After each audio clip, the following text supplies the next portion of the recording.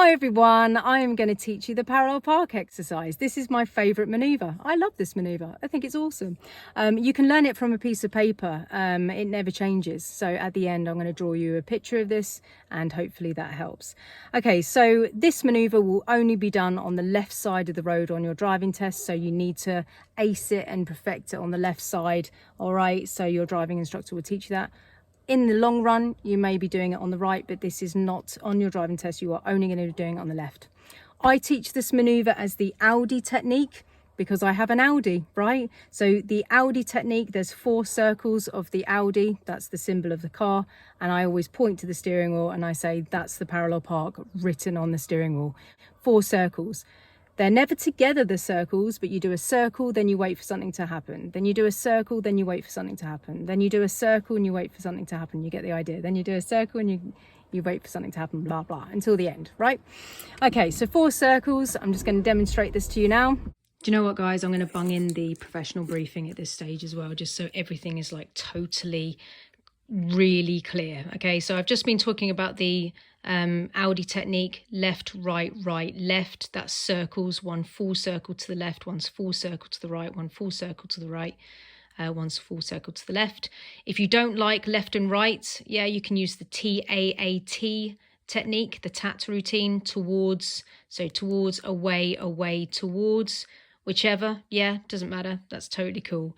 These are the key points for your manoeuvre. You're going to be marked on your control, how you control the clutch and how the manoeuvre is going control-wise. Observation, you must check your blind spot at 2 mandatory times, once at the beginning and once at the point of turn. You can check it more throughout, but the 2 at the beginning there are absolutely crucial. And the accuracy for the manoeuvre, you can't hit the curb or end up too far away. You need to be very careful about people waiting for you. I call them waiters, or people who are creepers. So if you move a bit and then they creep towards you, and then you do a bit more and then they creep towards you, I call them creepers. Oh, you've got a creeper. Oh, he's being a bit creepy. Oh, what a creep, you know, or stuff like that, just to soften the mood. Yeah. But yeah, at the end of the day, if you're doing this maneuver, there's probably going to be people waiting for you. So it's all part and parcel of it. Okay. So it is something that you need to become confident and competent at. When you do this maneuver, you're given 2 car lengths of space. So it's got to be finished within 2 car lengths from the back of the car. All right. So when you go in there, it's got to be in the realm of 2 car lengths somewhere. It's not your working area. So if you came out of it, you can check your blind spot and then drive back into it, and you might get away with it. So, you know, it isn't necessarily your working area that you're dealing with, because there isn't a parked car down there most of the time.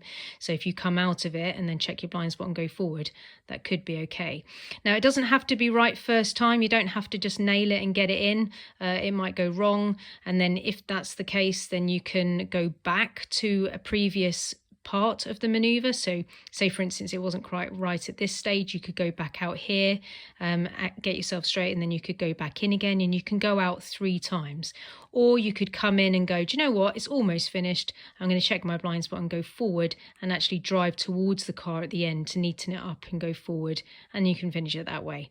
All right, it's really chilled. If your observations are amazing, then you can fix this maneuver. They're pretty chilled about it, yeah? So you can fix it 3 times as long as your observations are incredible, all right? Okay, so you're going to be starting around here somewhere, because the examiner always pulls you up first. You're going to do 4 observations, checking for cars. Don't begin if you can see that there's a car coming. Let them go, because, you know, if you go when you knew somebody was like some distance down the road, then when you start, you've got a car. You're going to have a car waiting, which is pressure. So if it's possible to look at the road and go, yeah, do you know what, that looks nice and clear and it's suitable to go now, then go to your starting position. It may be then that it's less likely that people are going to be waiting for you. However, it is done on quite busy roads sometimes, so being comfortable with people waiting is a good idea. Be very wary about pedestrians and people who can fit through the gap here if they're able to. All right, so we'll talk about that more in a minute. So you're here, the examiner asks you to drive on. check all your blind spot stuff, and then go around about 1 metre away from the car, half a metre. Be careful of the mirrors, so half a metre to 1 metre away, depending on how much space you've got here. There may be other parked cars here, or maybe even a curb, because it might be a skinny road. So it's quite a wide road in this picture. So you drive alongside and then go forward a little bit more if you need to, so you can get your wheels straight. I do recommend that, because then you won't be confused about what's going on with your mirrors. At this point, you put it into reverse gear, you check the blind spot, you check everywhere to make sure that no one needs to get through this space or any dangers going on. If they do, just wait for them to pass you, or if they're going to give way to you, fine, that's fine as well. They can give way and you can carry on. Check your blind spot, reverse back until the two cars are level with each other. Check your blind spot, and then do the first steer to the left, one turn to the left. Allow the car to get to a 40 to 45 degree angle. At this stage, one to the right. That will straighten your wheels. So you've gone one on, then you've got your angle, then you've gone one off, so you've got straight wheels again. This is where you then drive back down into the space.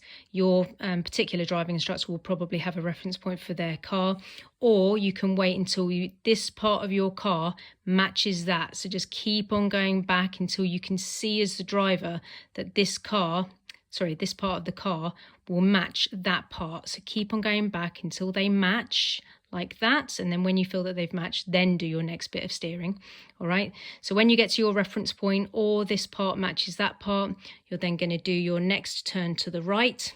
So turn to the right, and then that will get the front of the car to come in like that. When you feel that your car seat is behind that car seat beautifully, that's pretty much the end of the maneuver, but you need to straighten your wheels at this stage. So you do your last turn to the left. Turning to the left, no dry steering on any of these. One turn to the left, and then your wheels are lovely and straight. At this point, make sure that you're in the 2 car lengths of space, and then if it's okay, handbrake neutral. Observation throughout should be out the back window as much as possible. You've got a mandatory blind spot to start the manoeuvre, and when you get to your point of turn when the 2 cars are in line, you must check your blind spot again. Okay, that is absolutely essential observations when you do this manoeuvre. Like I say, if your observations are amazing, then he's going to let you fix your manoeuvre up to 3 times. If it goes pear-shaped and goes wrong, then you can just go back to saving points, or you can drive forward and fix it that way. Okay. So checking from the left blind spot, there's a pedestrian in the other row behind me, but she's safe. Checking all the way around, checking the blind spot. Yep, no one oncoming, that's fine. Okay, off we go. Double checking everything as I go, just to make sure that we're okay. Okay, so I'm going to drive alongside the car, maybe a little bit before it actually. I'm just going to go a little bit past it.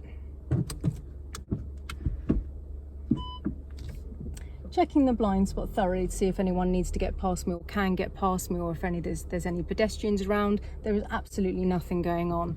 I'm going to reverse back by looking out the back window, and out of my left passenger window, I'm looking for the back of the car. As soon as I can see the back of the car in the left side of the window, I'm going to come to a stop. All right, so handbrake goes on, because I can. You don't have to, but you can do if you want to. Checking the blind spot. It is mandatory to check your blind spot at this stage, just like at the beginning of the manoeuvre. If you don't do it here, it's extremely dangerous, because you're about to turn the wheel and that could hit something on the right. So anything on the right, no, that's okay, nothing there. Okay, handbrake down, so I'm not dry steering. Moving a little bit, 1 turn to the left to follow the first circle of the Audi technique. Now I'm waiting for the piece of cake. All right, and what I mean by that is I'm making an angle like a piece of cake. So I'm going to check around. You don't have to put your handbrake on here, but I've got a hill, so I'm going to do it, and I'm doing it slowly for you to see. It's optional. Checking everywhere, and now I'm going to move the car and take this second circle off to the right. I'm now checking back. This is a long straight reverse, so I'm looking out the back. That's it, looking out the back. I've got to my reference point. Okay guys, so this reference point, if you're using a mirror to find it, is going to be slightly different in every car you drive. Your driving instructor, if you're using a mirror reference point, is going to have a slightly different one for the car that you're driving. Whether it's a small car or a large car, it's going to be slightly different. Okay, so this is actually a picture of my old car's reference point. So the curb in the mirror has just gone just below the door handle. In the car that I've got now, the reference point actually needs to go on top of the door handle like a capital T. So I've got the cake reference point from before, and then I say to my students, stop for tea, like a cup of tea, just to make it memorable for them. So stop for tea. So it's different in every car. If you're using a reference point that you want to be visual for the cars themselves, use the one that I gave in the briefing, which is when the left side of the car matches the back left side of yours, like in the briefing that I gave you. Checking everywhere, and then I'm going to do my final turn to the right without dry steering. Looking out the back as much as possible. That's it. Checking out the back. And pausing there. I'm in line with the car in front now, so I'm now going to check round and do my final turn to the left, completing the Audi technique. All right, so that's it. I really hope that helps, the 4 circles, and here's a drawn version of it as well if you need it. All right, guys, I wish you all the luck in the world with your test. Good luck. Okay guys, so in drawn version, I teach it as the Audi technique because it's on my steering wheel. It's easy to remember for my students. You break the circles up into pieces. You always do a circle and wait for something to happen. Do a circle, wait for something to happen. Do a circle, wait for something to happen, blah, blah, blah. Okay, if you're using the TAAT routine, it would be TAAT. So it's towards, away, away, towards. Okay, keep that in mind if you need that technique. Okay, so once you've got the cars in line, all right, so you check around, you make sure it's safe, you reverse back until the back of the car is at the furthest point of theirs, depending on which way it's parked, right? Could be that you're going back, so you match the back of your car to the front of his, or it could be back to back, depending on his parking. And then once you've checked around and it's all safe, you do 1 turn to the left. Allow that turn left to create a 45-degree angle like a piece of cake. When you get to that point, do 1 turn to the right. Okay, at this point, you're going to have straight wheels again, so you can reverse in a straight line until you get to the T reference point. That's what I teach, but your instructor may have a different reference point at this stage. Follow your instructor's reference point or match the back of the left side of his car to the back left-hand side of your car at the very, very back, like I told you in the briefing. Then when you've got that, then you're going to do 1 turn to the right, which will then put your cars in line at the very, very end. So you're sat behind his driver's seat or his passenger seat, depending on which way he's parked. And then you do 1 turn to the left to finish it. Okay, so that's it in drawn version. You can also learn it like this as well. So if I pull out like this, then you can take a picture of that and remember it.